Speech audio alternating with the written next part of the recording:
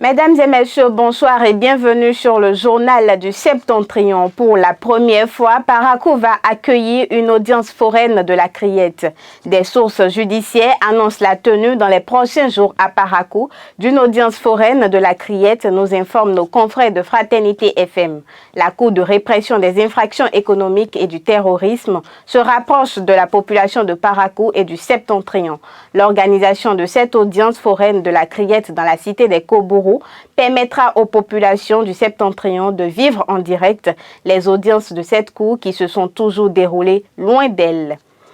L'Institut parlementaire du Bénin, en collaboration avec les femmes parlementaires du Bénin, avec l'appui technique et financier de l'International Republican Institute, a organisé du 22 au 24 août à Parakou une formation portant sur le rôle des femmes parlementaires dans la prévention et la lutte contre l'extrémisme violent au Nord Bénin. Cette formation s'inscrit dans le cadre du plan d'action des Nations Unies et vise à renforcer les capacités des acteurs locaux à prévenir et combattre ce phénomène qui menace la paix et la sécurité dans le monde. Une nouvelle tragédie a frappé la commune de Kondi, située dans le département de l'Alibori au Bénin.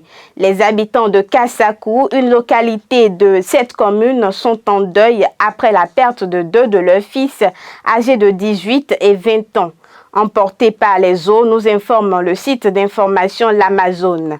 Les deux jeunes, dont les noms n'ont pas encore été dévoilés, ont été victimes de l'inondation qui a submergé leur région. Les recherches sont actuellement en cours pour retrouver leur corps.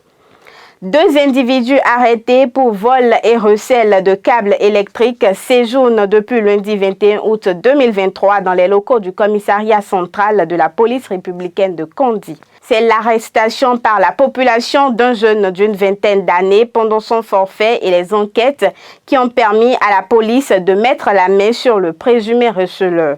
Des sources bien informées, quelques heures après leur arrestation, le commissaire central et ses éléments reçoivent des pressions pour classer le dossier et libérer ces présumés voleurs de câbles arrêtés. Ceci après cette prouesse salutaire de la police républicaine en collaboration avec les populations. Mesdames et messieurs, ce sera tout pour aujourd'hui. À très vite.